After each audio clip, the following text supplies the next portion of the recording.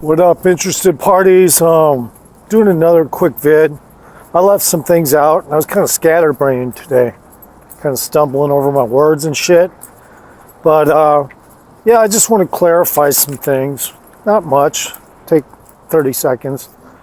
Yeah, I said I don't use the N-word in public. Actually, I don't use the N-word in any scenario. When I'm at home, when I'm thinking to myself, I don't use it at all.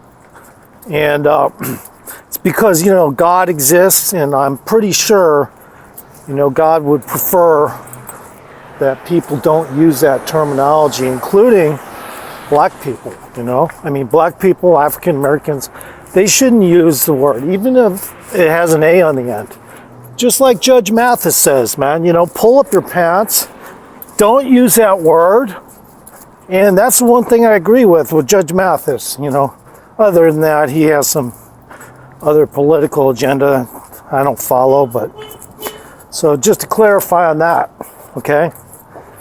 And I'm about to get some freaking water, I was buying this alkaline water, but that shit gets expensive, man. You buy an alkaline water and you're paying a lot of money every time you buy it. So I'm switching back over to this cheap stuff, but I'm probably going to go back to the alkaline water because it has no trace of fluoride, I believe, this particular brand. I don't know. It's just, if it ain't one thing, it's another. So,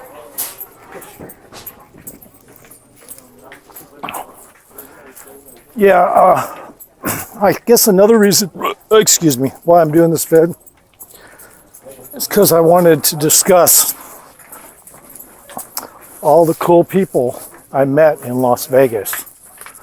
Well, not necessarily met, but I was close to, in the sense that I was 5 feet away from them, and or I shook their hand, and or I got a beautiful smile from them. And they were, famous people. And I got a signature from one. Right now, I just want to get this water, but they don't have the freaking big bottles up here, so I got to go all the way back up front. And this place is known for having giant lines, which is a total bummer. Because, okay, there's no giant lines today, so that's a good thing. I just need to get a water. Thank you.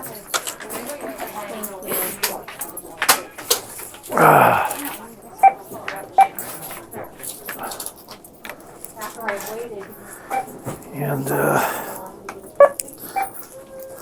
110?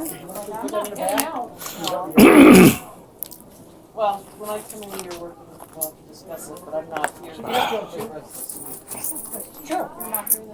No, I'm not here this week, and next week Here you go. Friday and Saturday, 2 a.m. to Megan Levy, yes, I Thank you, sir. thank you. So, 2 a.m. anyway, so let's see, who was the first person that I think it was Telly Savalas, if memory serves me correct. Actually, I think I saw James Garner making a movie, one of his last movies over at the Hilton in Las Vegas. And I didn't get real close to him, but I was right there where the set was, I saw him doing the scenes and whatnot. That was kind of cool, Then there's this one guy, I'll just say he was unnamed, okay?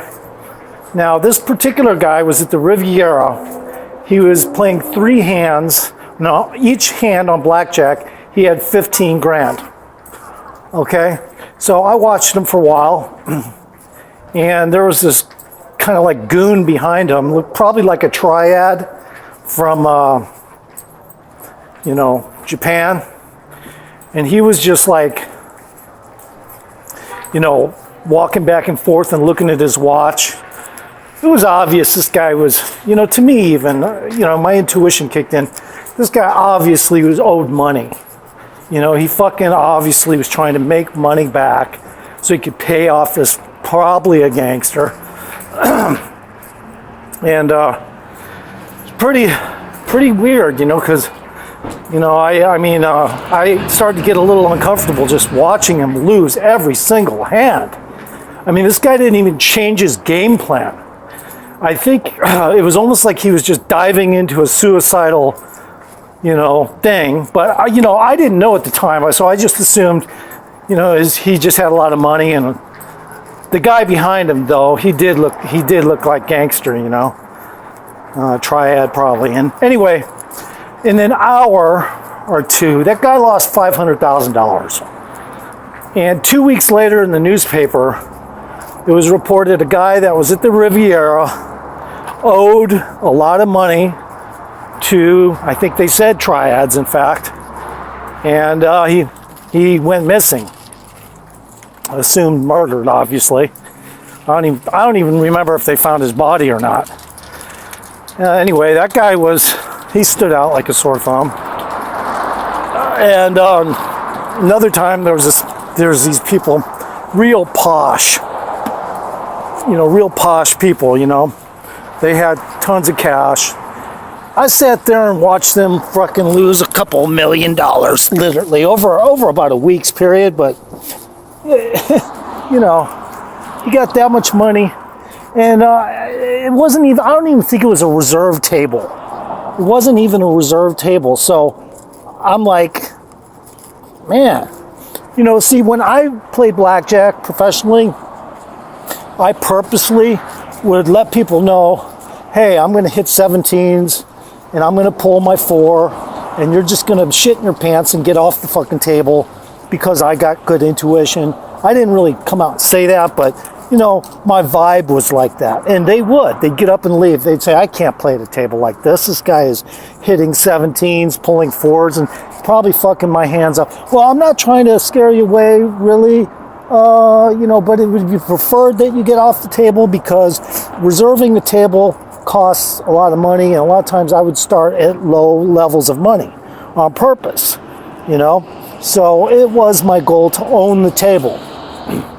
And in my earlier video, I explained how I made almost 12 grand in an hour and 48 minutes.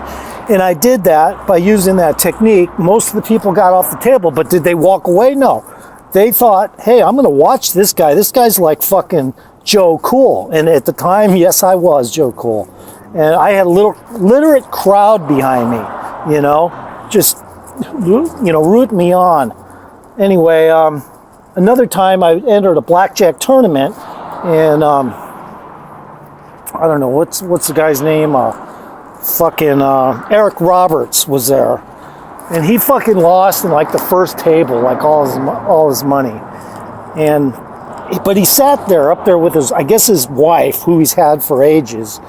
And I was thinking about getting his autograph. My mom, encouraged me to, and I was like, nah, just being near him is pretty cool. I don't want to bother the guy. He didn't win the tournament, but I was surprised he hung out there. And I think it was because I made it to like close to the last table, and the dealer misdealed me. I had money out, and she acted as if I didn't, and she skipped me.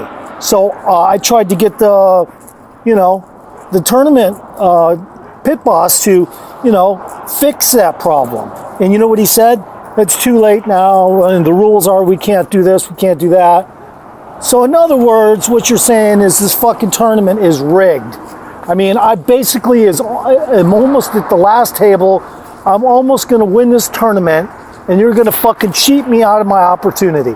Motherfuck you. And I think that's why Eric Roberts hung around, because I think he felt sorry for me. And by the way, there was a Jewish rabbi behind me watching me the entire time. I think he was glued to my ability. And, when that happened, after that happened, he said, man, I am so sorry. He didn't use the word man, but he said, he tapped me. He goes, I am so sorry. It was obvious you were you were headed in the right direction, and what they did to you was absolutely wrong. And I was like, well, thank you, sir. Thank you very much. I really appreciate it. And you're right. They did screw me. And anyway, so I sat in there for a little while, and I was going to sit there and watch who won, but I was like, you know what? It's probably rigged anyway. So I just I looked at Eric Roberts one more time with his wife, and I just walked out of there frustrated. But I had a few more occasions where I made shitloads of money. And but I was good at blackjack, and I actually figured out a system on roulette. Maybe I'll talk about that sometime. And for people that have, you know, overhead and feel like they want to be professional gamblers, there is a trick to roulette. It's playing the 35-1 numbers and sticking with that mostly, and playing the outside on occasion if you feel like it, but really you're going for the best odds. So you play about 62%, if not 73% of the 35-1 numbers, and you play slightly small, slightly mediocre, and then relatively high. So you play 3 phases of betting so that you cover the board, but you have, you know, a certain higher amount on a certain portion of the numbers, and then a mediocre amount, and then an amount that'll kind of give you a pushback, you know, if you hit, because you want to try to at least get some money back if you don't hit high.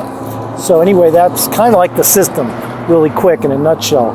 But the other people that I oh, by the way, when I got Telly Savalas' signature at the Riviera, yeah, I met Telly Savalas, shook his hand, said, "How you doing, Mr. Savalas? Is there any chance I could get your autograph?" And he said, "Sure, no problem." This was before he died of his cancer. And he gave me the signature, but he had to write it on top of those really tall poker machines, and it was above his head. You know, and he's a pretty tall guy, so he had to actually write the signature without being able to see his signature, which is kind of funny. And so he ended up ripping the paper, you know, trying to do it. And so he wrote a second one. So I got like 2 signatures, one with a rip in it and one that was good. I gave it to my mom just to hold, and she claimed she lost it. Okay, I don't know if I believe that or not.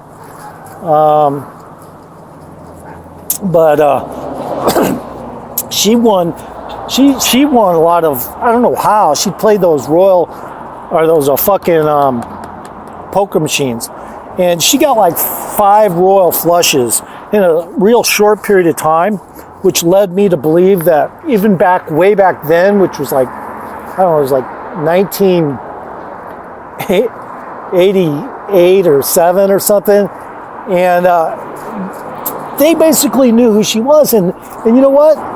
They knew that we just moved there not too long ago, and they wanted to instill in her mind that she's going to get royal flushes all the time.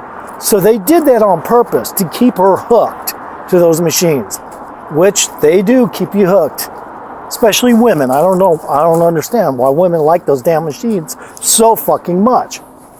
But so anyway, let's see who else. I shook Mike Tyson's hand after I think it was the Holyfield fight, and I had to walk through about 10 of his people, you know, the people, and at that time he had, you know, a lot of money, and he had a lot of fucking security guards and shit. And I had to wind my way through them while they were kind of not paying attention. And I went right up to Mike, and he had a fucking, like, one of those white bib, you know, fucking farmer bib, painter bibs on, you know, which they're like shorts with the bib, you know, you clip together. I mean, he didn't dress really fantastic or anything, man. But I said, "How's it going, Mike?" He goes, "How's it going, buddy?" And that voice he has, you know. And I shook his hand, you know. This is before the rape and all that, supposed rape, which I like to say supposed because I really don't believe that was a fucking rape, you know. I don't think even Mike would do something like that. But anyway, you know, people go after people with money, and they use all kinds of ways to do it. So anyway, shook Mike Tyson's hand. No, I didn't ask him for his autograph, but I did watch him when he was playing craps before I did that. And I guess he was comped like, a shitload of money. He was, just to play there, he was comped money, you know. I think they, you know, my guess is they comped him like, I'm not kidding, like $500,000. just to fucking, because he was doing that fight and he lost it all. Basically, people told him, oh yeah, I've been watching him for a few days. He lost so fucking much money, but it was all casino money. They comped him.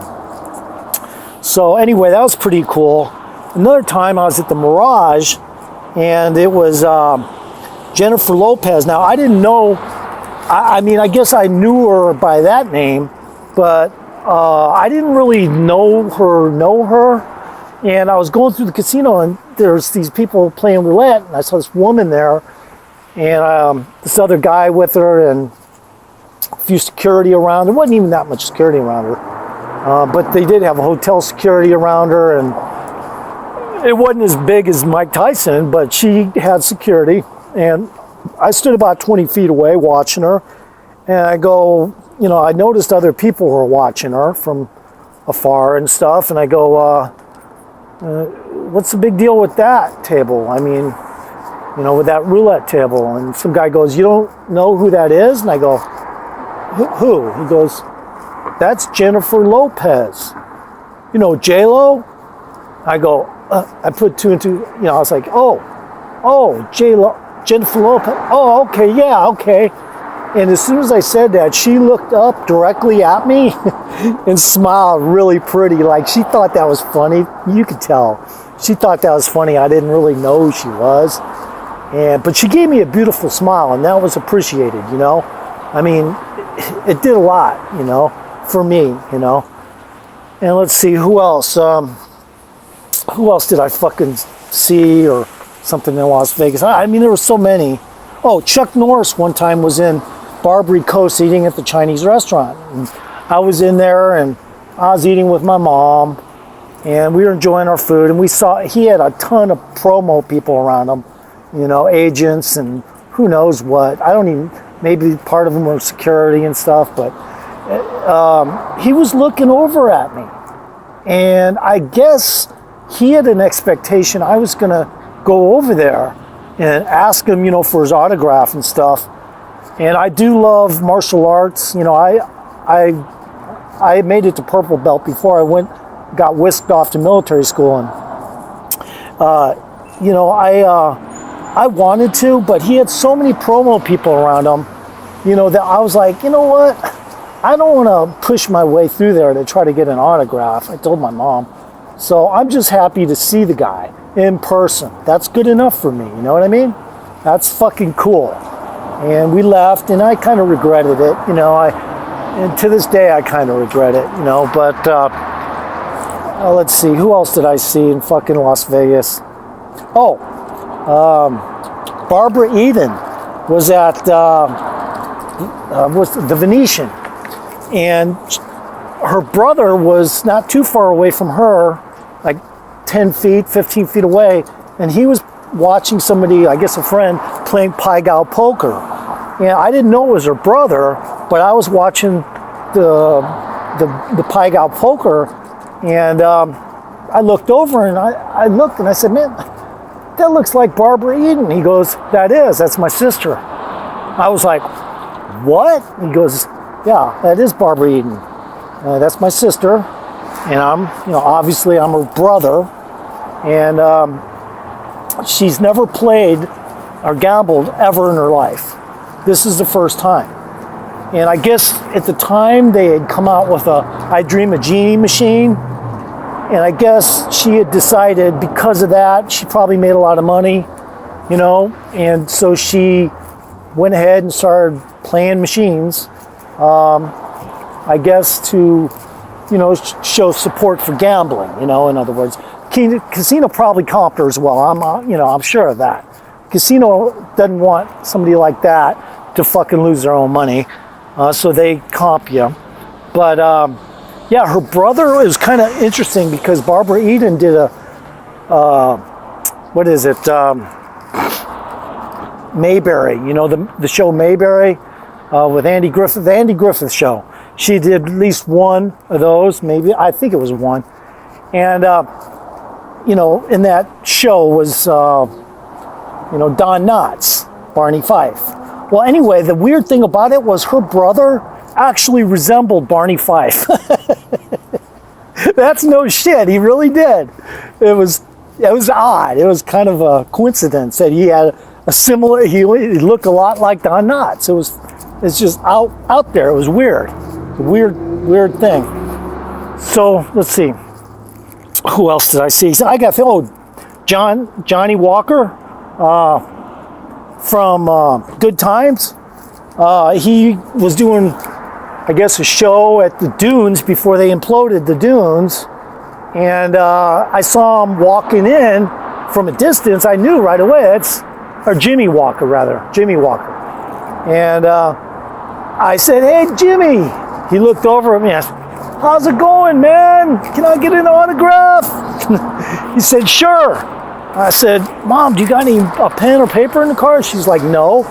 I'm like, "Well, fuck." I said, "Oh, sorry, Jim. I don't even have a pen or a paper, man. Have a great day, though, man. Good to see you." And he said, "No problem." He walked on in. That was great, dude.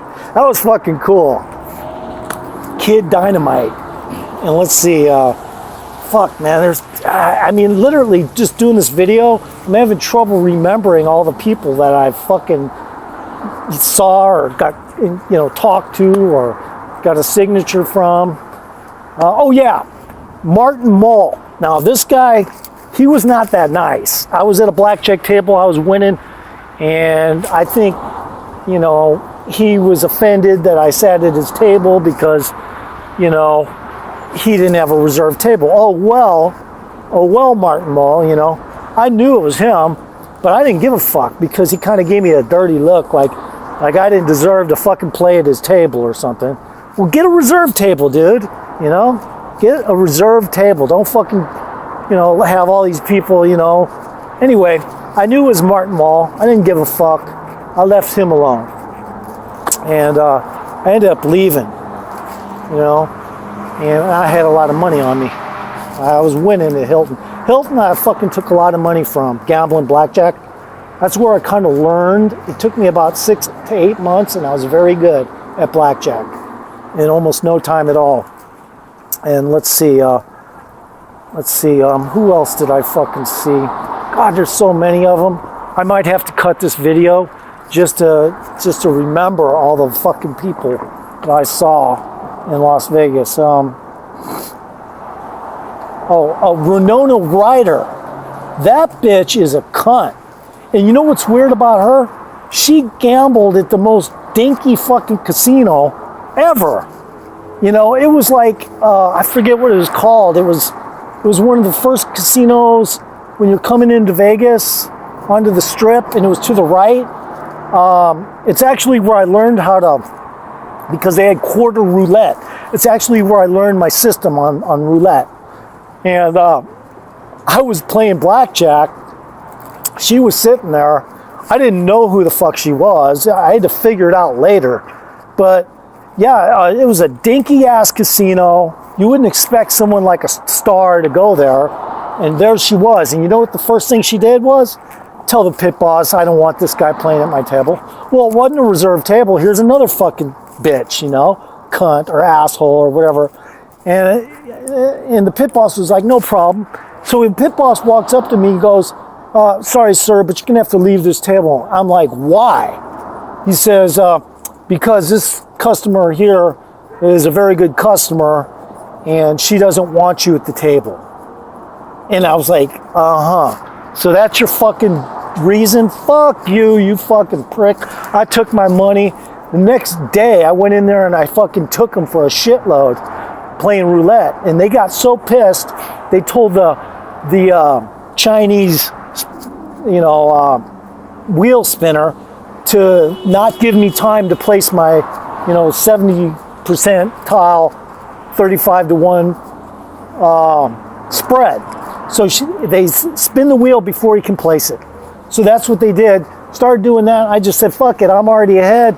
I'll leave with this money and it'll piss them off enough. So that's what I did. I left, I started with like 200. I left with like 1,300, which to that little casino was a lot, And that fucking Winona Ryder is a cunt. All right.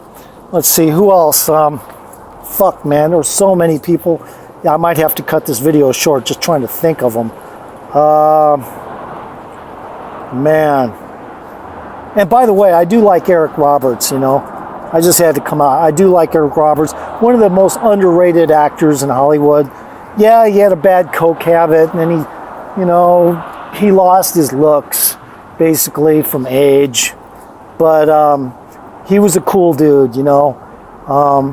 Probably my mistake not getting his autograph, just because I respected him as an actor, you know. And I liked his movie Purgatory. That was one of his. I liked that movie. I don't know what it was about that movie, but it was cool. So let's see. I'm trying to think who the fuck else I mean, there were other people, but you know, when you can't remember shit, you just can't remember shit. And when you're doing a video, you're under pressure to try to remember who the fuck you saw, you know? So let's see. Who the fuck else did I see? Shit, I can't even remember. There's so many of them. But in my time in Las Vegas, I can tell you this for sure. That city, you know, and just the lifestyle, it attracts people from all over the world. And there's a big problem with jobs. There's a big problem with traffic. And there's a big problem with pollution. And there's a big problem with casinos staying afloat. I mean, they've put this new Desert Inn casino up when I was living there. And I don't know, it lasted like 3 or 4 years, and they fucking tore the fucking thing down because nobody was going in there to gamble.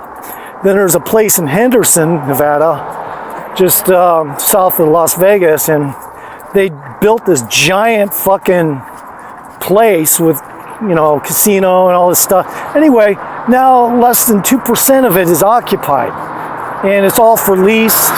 All went out of business, and you know, if you're going into, you know, the gambling, you know, you're trying to start an empire of gambling, I wouldn't suggest trying to build your place in Las Vegas. There's so many people that are fucking spending all their money that are local that are becoming destitute. They got a giant homeless problem, you know? And what they do is they ship them off to other states to try to relieve the tension from their casinos, because these homeless people will walk into the casinos and, you know, attempt to play a few dollars here, a few dollars there, and get free drinks. And just, you know, they stink. You can't sit next to them. And so there's more people I've seen in Las Vegas. I just can't remember at this time. And I'm going to cut this video short. And I just want to let you know, be nice to other people. They'll be nice back to you, you know. But, if you have to say something to somebody who's getting on your nerves, obviously don't fucking, there's no way to be nice about something like that. Tell them straight up, fuck off, don't call them any vernaculars that's going to make it personal. That's the problem I have with when I have gay people trying to hit on me or something. I just go, what the fuck made you think I would fucking tune into you, bro? I'm fucking a girl lover, I like women. I said that in my last video, so anyway, y'all, take it easy.